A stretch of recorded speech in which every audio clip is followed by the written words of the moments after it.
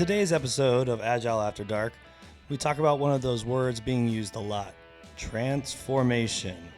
And we find out that there is more than meets the eye when it comes to this term.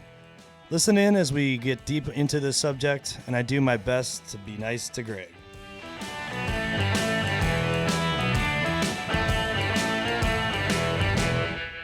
Welcome to Agile After Dark, the podcast that addresses Agile topics not talked about in the light of day. I'm your host, sitting here, Greg Adams-Woodford, and my co-host sitting there is Brandon Gartley, our resident nerd shapeshifter. Yeah, I'm not going to respond to that because I've gotten some feedback on the feedback at agileafterdark.com that I'm a little rough on Greg. So I'm gonna ease up, take it easy on you, and we'll see how that goes.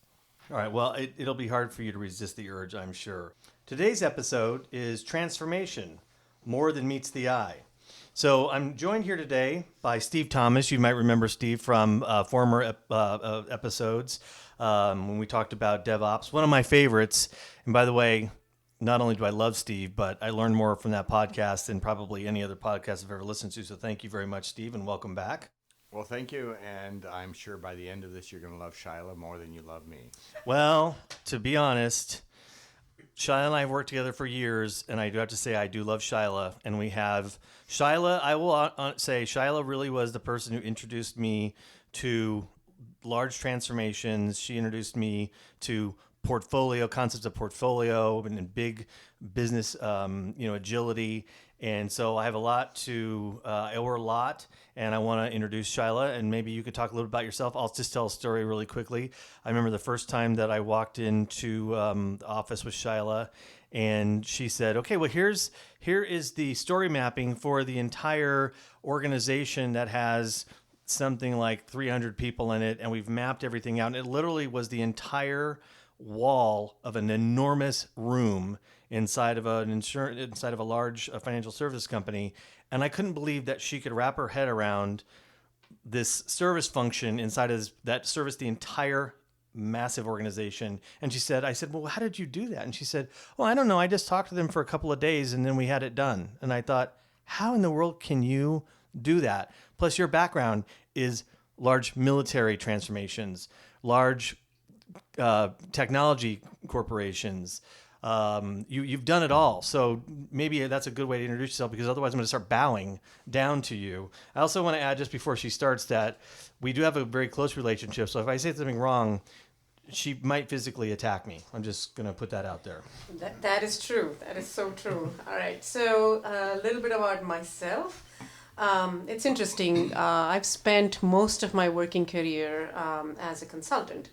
And, having heard a little bit about, the previous podcast at Agile After Dark, the concept or the topic was around consulting versus coaching. And that topic is really near and dear to my heart because it's a very personal story. Most of my career I spent as a consultant. I was introduced to Agile literally, as they say, I think necessity is the mother of invention. We were in a really horrible, dark place, no pun intended. And we had nothing else to do but to do it right, I guess, in terms of delivery. And that's really where I started my journey with Agile, transformation with Agile. What does it mean? How can we change, people, groups of people, large groups of people in terms of how they think, to really impact the way they do and the way they be, if you will, right? And that's what really started the journey. And I started it in pretty much a stealth mode, but it was a great raving success. From there, I built, and this was even before Scaled Agile or the SAFe framework was even born. So I know personally how difficult it was to align, 11, 12 teams to the same mission. But I learned a lot just watching people in the Navy. That was my first brush with Agile. Then I moved on to the Army. Then I moved on to Defense Health Agency. Hardcore belief systems. So I learned a lot just by watching them and how they could effectively team around a common purpose. Mm-hmm. And what does true conflict resolution mean? Conflict management really mean? How does it play out in real life? That kind of stuff. So I learned a lot just by watching and observing, and I love observing people. So just so everybody knows, this is an audio podcast. We're all mesmerized and staring at Shaila, just so you all know, just because of that intro. I mean, it's amazing the background that you had doing, and stealth agile is still a term that you taught me that I use today for real. But just the fact that you started in probably one of the most difficult places to introduce a concept like agile, and you've seen so much. And I'll just say in our personal journey, and we don't want to go too long with the introductions, but you've seen me transform, and I mean that in a colloquial way to say I've changed a lot over just a few years we've worked together. But I've also seen you change a lot, from your journey from consultant to coach. So I think this is going to be a really great conversation. And we may not always agree on things, Shaila and I, but we certainly have a healthy debate, and she's got her implement to strike me if I get out of line. So we are here in the Heartland, and we've got our resident. Well, yeah. I mean, I just want to point out from the couple podcasts ago, Greg. It still wasn't Greg. It was Steve. Says that the Heartland doesn't include Michigan, but I did some research as I wanted to do, and actually it does include Michigan. No, it doesn't. But it's also part of the flyover states as well. So I'm going to concede that a lot of people don't know that, because basically the idea is it's the part of the country that no one pays attention to. I would agree with that. Yeah, we're ignored. I think that Shaila and I actually ended up in Michigan one night when we were trying to go to dinner. I'm not sure, but I think we might have, and that was not close to where the Heartland After Agile Dark Studios are. So this episode's called Transformation More Than Meets the Eye. I think, again, I struggle with some of these pop culture references, so I might need Brandon to help me with this one. I think it's just because, Greg thinks he's Optimus Prime. All the cheesy things that he says, that, Optimus serves in, this overall robust voice. He does it in a nasally one. So it's going to be a little bit off, but, we're talking about transformation. We're talking about how things change, and we'll see how much Optimus Greg has him in this episode. Oh gosh, I was being nice. Sorry, yeah, Greg. You actually sound exactly like Optimus Prime. That was like a half a minute, Brandon. Okay. Also, if we could just get a couple of those Transformer sound effects in, that would be, I think, ideal. Yeah, we got it. All right, so let's get to it. So here's what I'm going to start with, and I'm going to be actually, you know what? Before we start, because we do need to talk a little bit about the After Dark piece, which is what we're drinking. So I'm going to start off. I'm drinking. I was going to change up, but I'm still sticking with my bourbon neat. Maker's Mark, if you're listening, could be a future sponsor of the podcast. Last podcast, you thought you were going to change. I know. You can't. Well, you might be right, Steve. And here we are talking about transformation. Okay, Shaila, I didn't need your help there. Thank you very much. Okay, Brandon, what are you drinking? I'm switching over to another Heartland beer, which is the Half Acre Daisy Cutter. It's the Half Acre in Chicago. Their signature beer. Fantastic beer. So I highly suggest it. And Steve? I'm doing a Shiraz red wine tonight. Okay, but yours came from a box. It did come from a box, yes. And I purchased for Shaila on my way here. A 2017 Malbec, which is my absolute favorite. Thank you, Greg. You're welcome very much. Least I could do. So, now that we've got that out of the way, I'm going to say something I think is going to be a little caustic, maybe a little controversial. But that's what, hey, Bud, Agile After Dark, that's what we're supposed to do. So keep it up. Yeah, he's giving me a pat. He's giving me 2 pats and a kick this podcast, just so you know. But I do want to say that there's so many words that are overused, including the word agile, I would add to that. These words tend to use you before you can use them. I think one of the especially in the marketing or product marketing sense, I think that the word transformation is the current buzzword. Maybe DevOps was 8 months ago when we talked about DevOps all the time. Or business agility. We talked about that before too. Business agility might be the next one, or it might just persist. I don't know what that even means. But transformation is one that is just being used over and over again. And I think there is power in transformation, but I don't know if we know what that word is, and I don't know if we can actually understand what a transformation is and realize what a transformation is unless we can talk about that. So I'm going to put it to Steve and Shaila and say, it's overused, nobody knows how to do it, I don't believe in it. I'm just going to tell you, I don't believe in it. I just don't think that it can happen. I think, from a business perspective, you rarely see it. Tell me a handful of companies you can tell me that really did a transformation. I don't see it. Before we go there, Greg, so let's just baseline on what does transform really mean to you? What comes to mind?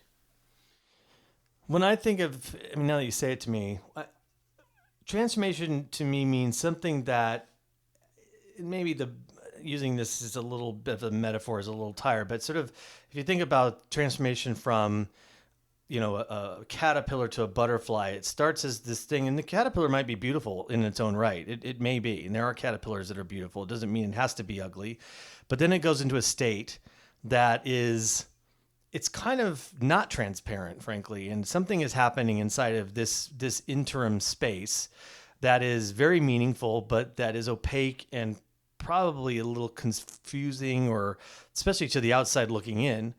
But what comes out of it is something completely transformed, and it may be a beautiful butterfly from an ugly, caterpillar, or maybe a beautiful caterpillar to a moth. I mean, who knows what? But it is a complete change. It is a complete change, and that's really what we're talking about here, right? When we think about transformation and we're talking about being in the heartland, right? It's about how do you realign with your core values, right? And deliver that much more. In order to do that, something has to change, right? So when you talk about that caterpillar in its cocoon, everything has to be just right. You talked about it not being transparent, but what's going on in there? As it experiences that change, the environment had to be just right in order for that change to happen. And for it to stick and for it to become that beautiful creature, whatever the creature was, right? And that's what we're talking about, big or small, the corporations. They have a dream. It's a way of being. It's a way of thinking. They want to get from here to there, right? And in their mind, that's a transformation. It's a change from which, when you look back, it's a whole different thing that it was to what it can be. Now, you said something interesting that I never would think I would put together with corporate leaders. You used the word dream. Like, how does that fit? I don't understand. It's great, right? So when you think about people's ability to align on a common vision, what is that? What is a vision? It is but a dream, right? It's the end state of where you want to be as a corporation, as an organization, as a team, as a person even, right? Where do I see myself in 2 years? What's my vision for that, right? A vision is nothing but a dream of an end state. And then you pave the way, right, to get to that point. So do you think that we have to, as transformation agent, do you have to teach some of the leaders how to dream again because they've lost it? So it's an interesting question. It's not so much about teaching them how to dream. It's a basic right. We learn that as kids, as children. Right. But somewhere along the line, we've gotten to maybe credit reality more than the ability to dream. And so we think we're being, strong men, right? Corporate strong men, strong leaders, if we can stay in the pragmatic, the realism, right? As opposed to the ability to dream on what can be, right? What's in the art of the possible? How might we collaborate to solve the problem? So it's an interesting paradigm shift, right? You're talking about age-old leaders that are set in their ways. Right. And you look at these kids that are just graduates from college. What do you see? What do you see in terms of the difference in temperament, right? You see that the kids that are right out of college have more of an ability to dream, the ability to transform, the ability to shape shift, because it's like, oh, okay, we tried this, it's not working, let's try something else, right? It's that fearlessness of failure. Whereas when you look at the leaders that are hard set, they're being more informed and guided by what's real, what's pragmatic, and let's just learn from that, which two different paradigms, right? Right. And I've seen that a lot with the Greg, don't be offended, but the folks who are primarily driven by finance, who are looking at the bottom line, driven by that pragmatics of the bottom line rather than the ability to dream. And so it's not about bashing them. You No. need both kinds, right? So don't get me wrong. But when you need a change to happen, you need to meet them in that channel and get them more into the dreaming part, because that is where the ground conditions for change will be met. So what questions can you ask to really unleash some of that dreaming potential, particularly for the hard names? And let me add to that, Steve. Also, how does inspiration play into this? Because it isn't just, it doesn't go from dream to implementation. There's some leadership piece in the middle that's inspiring people to want to change and to connecting to them to say, this is why it's good, not only for the corporation, so you have a job. Thanks for pointing me out as a finance person, which I'm not. But also so that it means something that's meaningful to them for their work, that they contribute to the... Yeah, so this is going back to something we talked about earlier, Greg, right? It's about honoring what's already present in the system. When we look at coaching and the culture we're trying to, trying to create here, it's about treating it as a system, right? A holistic system. And when you have a system, you pull on one side, there's going to be a push reaction on the other side. So any step you take, you have to have it in relationship by reading the field around you, right? By reading the field of what are people aware of, what are they feeling, what are they thinking, and then aligning to that. So going back to the question, right? How do you inspire them to think differently? It's about meeting them where they are, right? It's about honoring their ability and saying, there's usefulness to that. Yes, we need you. You're doing an awesome job, right? But can you take this person's perspective? Can you walk a mile in this person's shoes and see what's in the art of the possible? Yeah, in a previous podcast, Greg and I had talked about roadmaps and a little bit of Harry Potter, of course. And we talked about creating culture and values where people are connected to their work. And I'm kind of hearing a sense of that, but really kind of making that connection of the dreaming, the inspiration, but also feeling connected to their work. Is that kind of where transformation is really going? Absolutely, because it's not okay for any one person to just have a dream where the rest of the people are stuck in reality and pragmatism, right? It's about creating and connecting, right, with that relationship. What is my relationship to this particular system, and what does the system need from me, right? And there's a place for both. So great point, right? It's about getting people to connect to the work. The way that happens is you have to be able to respect each other for the roles you're playing in the system. It's great, you're finance, we need you because we need to know what the budget is and that we don't overspend and blah, blah, blah, blah, blah, whatever is real. And the other person has to have some amount of respect for the dreamer on getting to reality, what's in the art of possible? What if we went into this line of business, right? What if we made this small change? What if we put this feature? It might be a total failure or it might bring us $2 billion, right? You need both kinds. Right. And it seems to me that part of the transformation then is for a true leader then to infuse their dream, their vision of the future reality into the rest of the organization. So let's talk about that, right? What is leadership? What does good leadership look like? What does it look like? Well, I'm just going to tell you, I don't know if I've ever seen it. So I hope you can describe it, because I don't know if I've ever seen good leadership, including my own, which I've been coached a lot. Well, so I counter there's that. Optimus Prime. Yeah. Optimus Prime, of course, right. Okay, so my counter to that is good leadership is right here, right now. We see that in ourselves, right here, right? It's our ability to co-lead a program like this, right? It's our ability to respect each other. It's our ability to align to a goal together. We might have different perspectives, right? But we have a goal. And we're able to create fellowship, right, among the rest of us right here in this group. And that's what good leadership looks like. So we're talking about creating a vision. A good leader can create vision to inspire people to go towards a single. You talked about it earlier when you were in your military, days. not that you were in the military, but you were helping coach military. There was one thing they were good at is going towards a singular, a singular goal. That's what the military is good at. Absolutely. Yes or no? Absolutely, right? And the way they do it, so it's interesting you bring that up. It's not just, so in my career, it was not just about implementing system A, B, or C, to help the military do A, B, or C. It was more about observing them, right? How are they? How do they do their job today? How can I make their life easier, right? So a good classic example was, a recruitment system. You might think, okay, what the hell is in a recruiting system, right? But it's at a time when our country was at war. And you're trying to really match the demand to the supply and all that fun stuff. And you just figure out the day in the life of the recruiter and how he's trying to entice the kids to come join the Navy. It's amazing.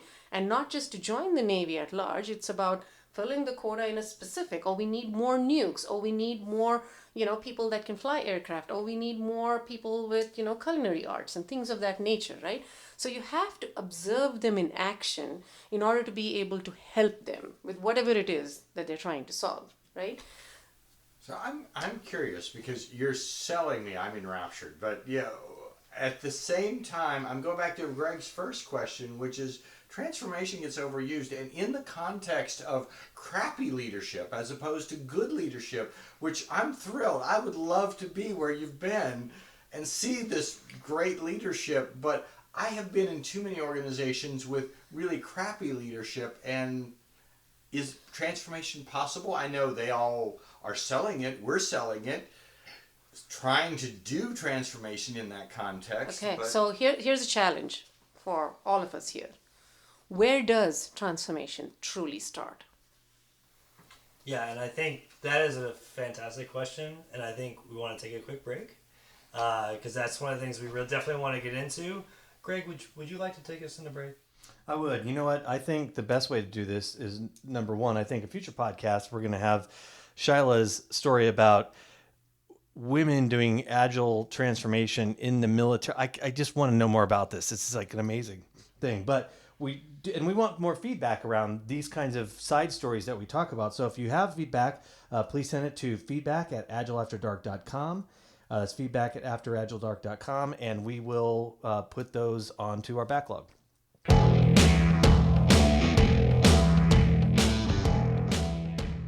So, Shaila, let me ask you a question. So do you think this is going to be... How painful do you think this is going to be? Right now it's itchy. It's not painful. Yeah. So unfortunately, we've had our first guest that's allergic to SAS, the Agile After Dark. But I think other people might have said, this podcast feels itchy. I don't think she'd be the first to at least think it. That's true. she's just physically reacting to it. So I think it might be an issue we have to deal with, Brandon, in the future. Yes. We need to figure out how to, Agile After Dark, the scratchy, itchy podcast. Or itchy and scratchy. It stays with you. It's the relief to your itch.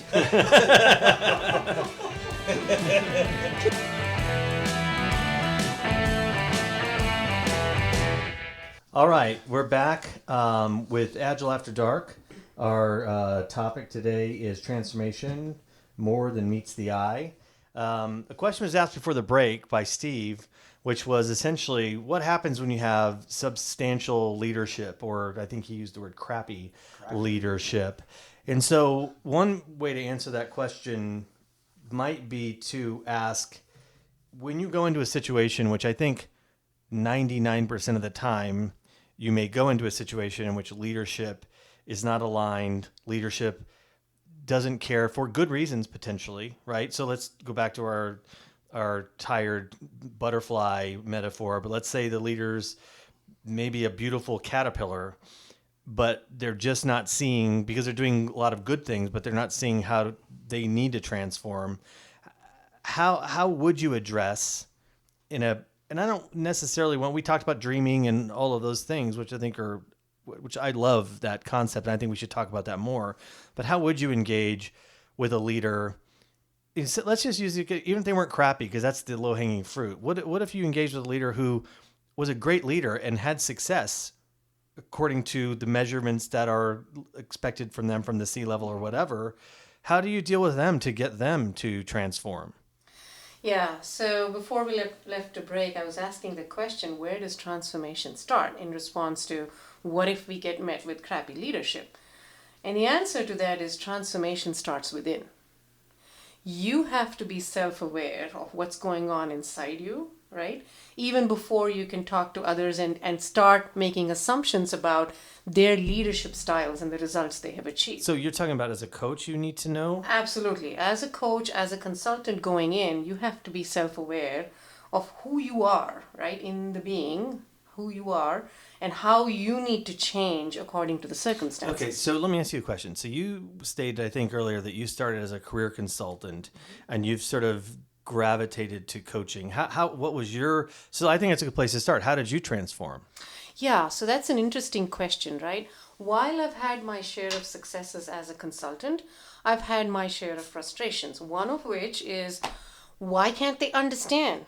I've been saying the same thing 7 times, right? And it's still not taking. What is going on? What's so hard about this? Yada, yada, yada, right? We could go on and on and on. And did you feel that that was a failure on your part because you could not do? Absolutely. So that's part of that too, right? Really, So let's be honest. Was it really a failure on your part, or are you thinking they're stupid? No, part of it is also a failure on my No, part. and I know because Shaila, and I that's- am not able to communicate and connect with them in a way that I can inspire them to think differently. And I asked that question specifically because when you start taking that on from an emotional perspective, just to say, my job was to come in here and transform them. It's not happening. And as a professional, you're like, what am I doing wrong? Even if you're not, but you feel I still feel it. You're still I definitely human. want to honor what Steve said. I've had those moments where I'm going, oh my gosh, this is goddamn stupid, right? And I've gone in the bathroom and I've screamed. I've had my share of that. But I've also had my share of humility, of being humble, right? When I come back and I take a 30,000 foot level of this, and it's not about what went wrong or who's right. It's about what were the conditions, right? What could we have changed about the conditions in order for this to, stick? And that's the wisdom, hindsight 2020, right? There's a good reason we say that. It's the wisdom of having introspected, right? And then now I want to answer the question of when you meet people and you think that, oh, this is crappy leadership and they simply can't align, you have to approach it from a sense of honor them for what they are and who they are, right? They are creative, whole human beings. They came to this particular level, no joke, right? Typically at our level, we're dealing with the C-suite, we're dealing with directors. It was not an accident. Right? They didn't come there just by an accident. They had to work really hard. They had to be really resourceful. They had to have some talent and some skill due to which they were promoted, right? I usually look at the ecosystem to say, okay, what is it about the whole system that decided that this was the skills and the talents and the perspective that wanted this type of person to be at this level? Because they're a byproduct of the whole system that they're part of. Very true. And therefore, when we meet one person like that, we're looking at it, Steve rightly said, we're looking at it from a systems perspective. What needs to be true in the system, right, to get it right? And that's what we're really looking at. We're focusing on the relationships. We're trying to align on the goal. He asked a question, what if they don't align on the goal? Well, I have a great story to tell on that. Right? If you'll give me 2 minutes, I'll tell I just the want story. to point out to Brandon, did you notice how many times I tried to get her off of answering the question, yet she still kept coming back to answer the question? But it's not about being right. I know. Doing a great job, Greg. Keep it up. Yeah. So That was my second pat. This story I want to tell is I have a great coach in Scott Frost, and he and I were pairing on an engagement with what we would term as, the most dysfunctional group ever, right? We had spent 6 months transforming the teams. The teams went from nothing to something to where they were able to deliver, and they had not delivered in 14 years, make no mistake. They didn't have a successful delivery in 14 years. So to get them to just even release something was an amazing achievement. So we worked really hard at that, and then we started looking at what are ways to expand. What is the end state vision for this? Okay, so we got the teams agile. So what, right? And we're starting to get into this aspect of, okay, what might it look like if we were to have a vision and really a method to the madness of this transformation, right? How can we take it forward? And we got all the leaders together. It was IT, the business, and everybody. We had a separate meeting with the CEO, and we asked the CEO, "What's your vision?" And he put it really brilliantly, right? Vision is simple. I want a connected experience, right? I can start the experience anywhere in any channel, and I could pick it up in any other channel and be successful, kind of like the Apple, store experience. And this is a retail, company. So we said, great, we got it. We understand your vision. So then we walk into this group of leaders, right? All these are SVPs, VPs, directors, and we want to align them to vision. So we say, okay, so what do you think the vision is for this portfolio, this thing that you're trying to do? Why?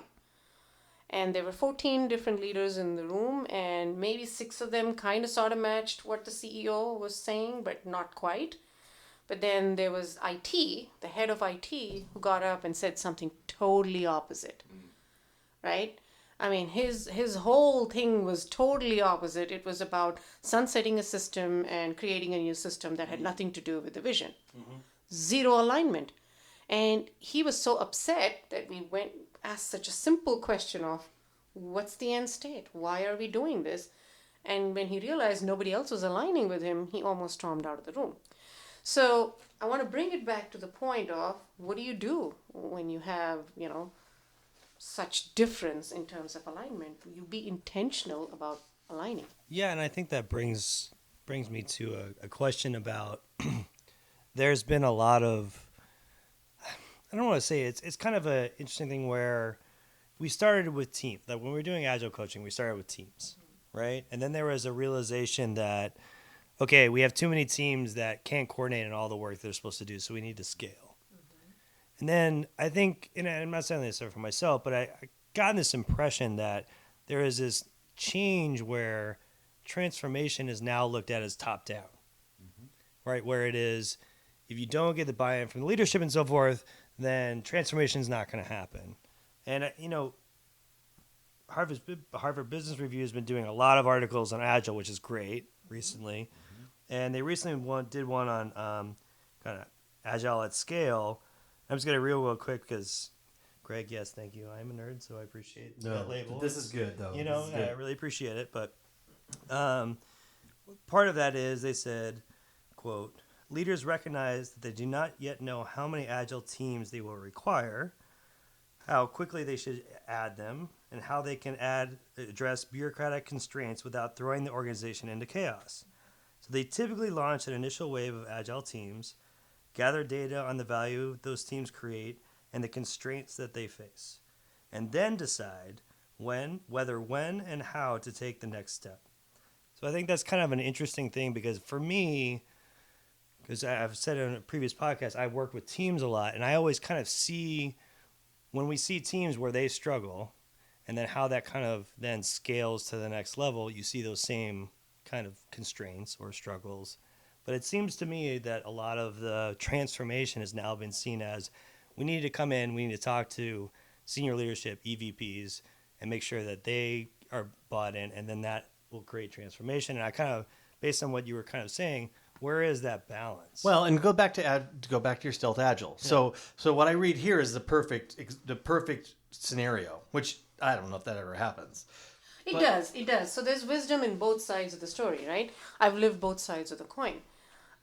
Stealth agile is a great bottoms-up approach, but I've had my share of struggles.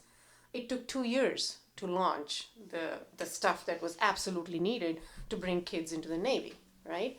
And it was a knife edge cut over. There was no other choice, right? The guy that was maintaining the mainframe, it's a horrible story, but the guy was dying, right? And there was nobody else to do it. So it had to be, and it had to have whatever it had to have. A lot of young mainframe developers out there, right? Yeah, I mean, this is true. So So bottoms up approach, it worked because we were able to show success early on, and we were able to be transparent on even the failures that we encountered along the way, right? That's what helped us through that. And we had great supportive leadership.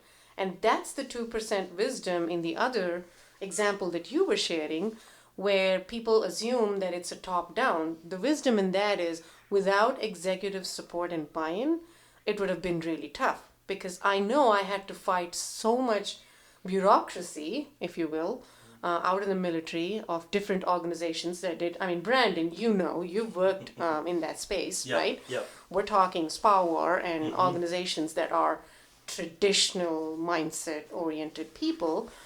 It's a hard job. And I found that for those leaders, I mean, for them to, in order to be really good leaders, that it helps as a coach to be asking them to kind of just nudge them the right direction, because they've got instincts all over the map, to just nudge them into the right path to say, hey, let me see this as an opportunity as opposed to I need to step in here and take charge. Yeah.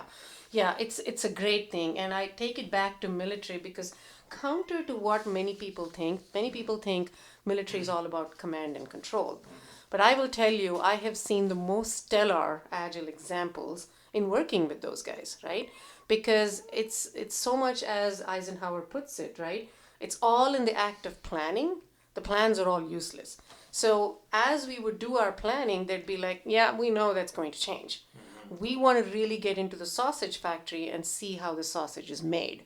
We don't care so much about your pretty plans and your milestones and your integrated master plans, which was amazing for us, right? And that's what I've heard. I've never worked myself with the military, but I've heard that over and over again. But working in large corporate, America, they don't see that, and they're thinking, oh, no, my job as a strong leader is to just impose my will.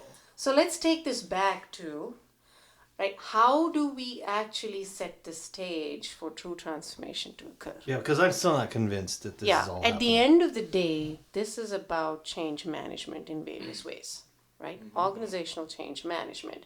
Whether we talk but about that's it like from an old stodgy word. Whether we talk about it- transformation is way better. Well, Yeah. we have a future podcast on industrial organizational psychology and agile. So Yeah, there's the change management There you go. is evolving just like agile did, but in the constructs that we live in now, I think it is kind of a very important point. It is. So because if I had to connect that back, it's about celebrating the small wins and building upon that so we can help sustain and grow. If you can't do that, right, and if we're all talking theory, nobody's going to appreciate it. I've been a executive director myself in my career before, and if some consultant walked in and said, yeah, this is the way it's done and this is theoretically it should work, I'd give them the boot. I Right. would. And when I mentioned nudging some of the leaders, it's around exactly that. It's Yeah. just just pushing them to celebrate this rather than that. Yeah. And focusing their attention on, hey, what did we learn out of this? How do we want to change? What's the next step in our evolution? Yeah. And when we deal with people with that kind of a mindset, coming at it from a consultant's viewpoint is not going to be very helpful. Right. So let me give you an example. If I walked into a situation where a team is having, partial success, whatever success looks like, and we have, some sort of an impediment, and this leader is feeling the urge to go solve that impediment, Yep. right? It's a everyday scenario for us. So now it's about, if I walk in as a consultant and say, you know what the manual says? The manual says that agile managers shall do this and not that, and this, this is the way you need to You be, start and this is preaching it. servant leadership, yeah. It's not going to work. So as opposed to that, then you rely on your true professional coaching skills and you start to ask them questions, right? How might this look if you approached it in this manner? So going back to the dream, creating that dream state. There you go, right? It's about building upon what's already there and getting them to the art of what is possible. So we're going to get into kind of the dream state. We talked about nirvana for DevOps, but I think we're going to talk about the dream state for transformation when we come back from the break. So again, please send your questions or feedback to feedback@agileafterdark.com. what I want to know is there's a story about you and Shaila, like someone would get lost, someone would be navigator. This actually sounds familiar to me, by the way, because Greg has to be the navigator when you're getting lost. Well, what happens in the Heartland, as we are here in the the After Dark Agile After Dark Studios, is the Heartland. It's wide open spaces. You know what I mean? We've been hinting at people are trying to figure out where the Heartland is. So it's wide open spaces. So Shaila and I have worked together for many years in the Heartland specifically, decided that we didn't really care about the norms of getting somewhere on time. We just wanted to explore the Heartland. Explore, for instance, during the holidays. During wintertime, we would go and just tour around the Heartland and look into people's windows. Sounds a little creepy, at their Christmas decorations, right? Not creepy at all. Not creepy at all. Two out of 11 houses would be decorated, but still, we'd go. We would go those 2 houses through all the streets, and we would end up 20 minutes late at dinner. We didn't care. We were happy because we took the scenic route. So, okay, we're back from the break talking with Steve Thomas and Shaila Reddy, colleagues of ours who I just found this a really, and I've known Shaila for a long time, but I've learned so much from her. So I want to talk about, I don't know if I'm totally sold on transformation yet, I'll just be honest with you, but let's end with, do we think transformation is ever complete, really? And there's something that you said to me once that really left a mark with me, which is talking about acts of attribution versus acts of contribution, and how sustaining transformation, if you can convince me, you've convinced Steve on the break. Steve told us that you convinced him.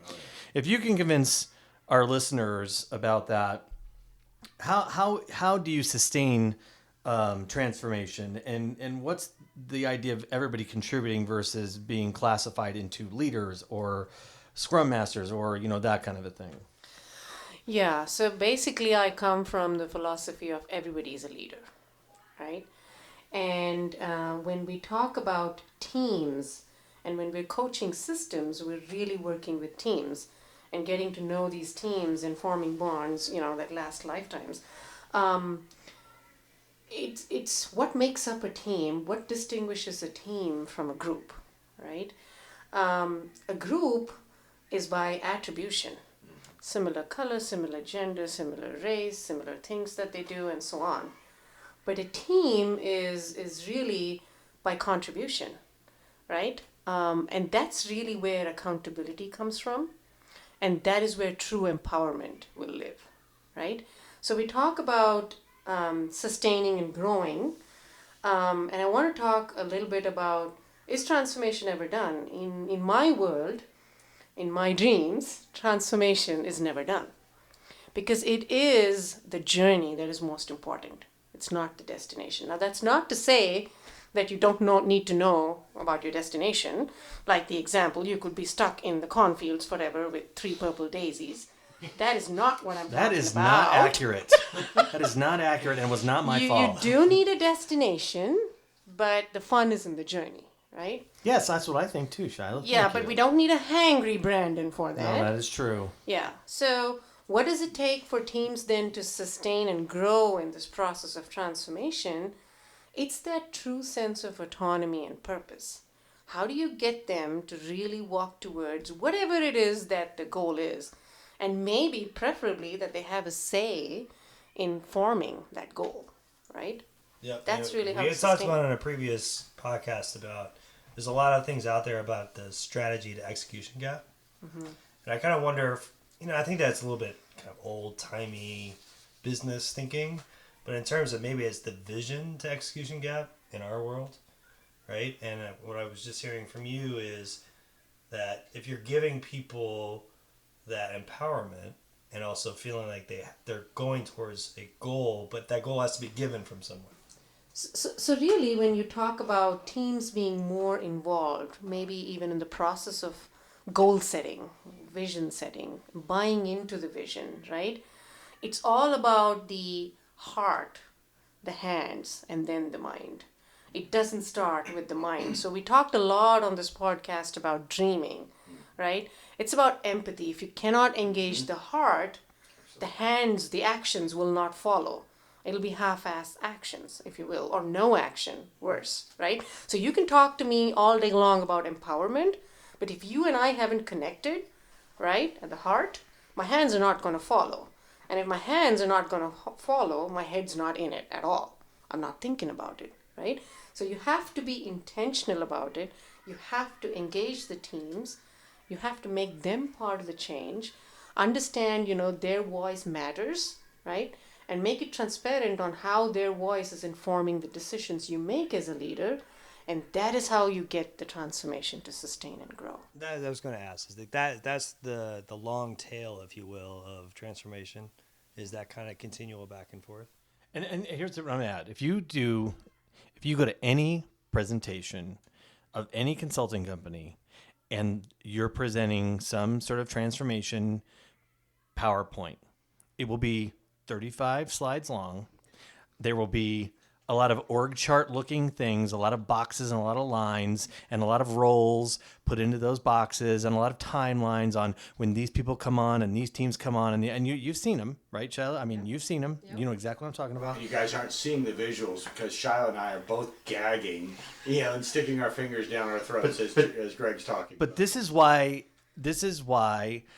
I have a fairly pejorative view on what transformation means to somebody who typically is trying to sell it.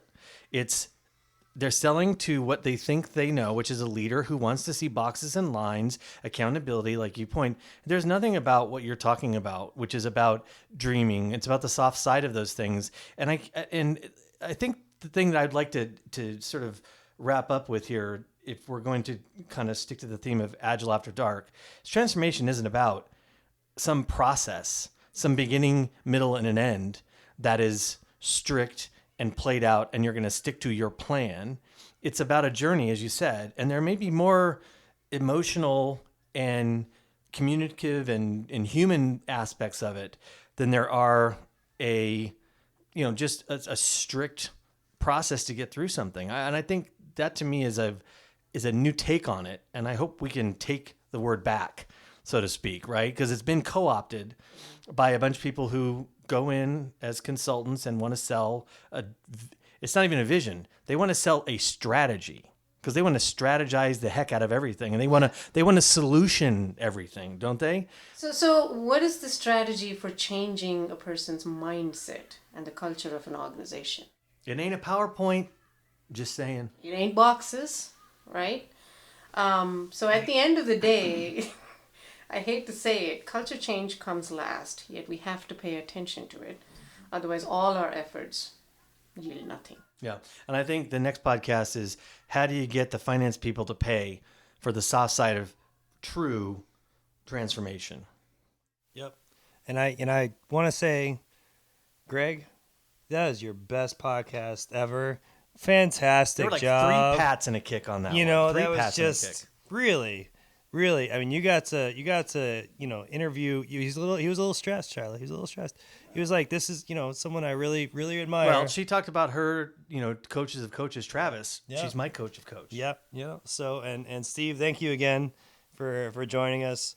Kind of building on the DevOps conversation we had into transformation.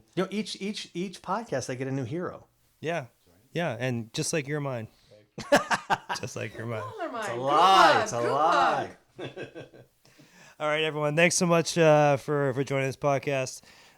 Transformers, transformation, whatever you want to call it, and we'll come back in the next podcast with something special. Thanks so much. Leave your questions and feedback at agileafterdark.com.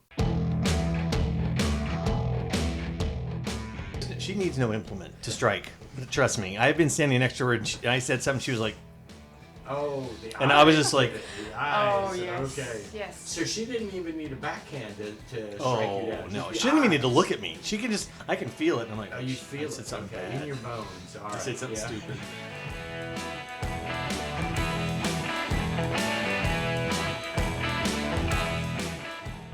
My name is Optimus Prime.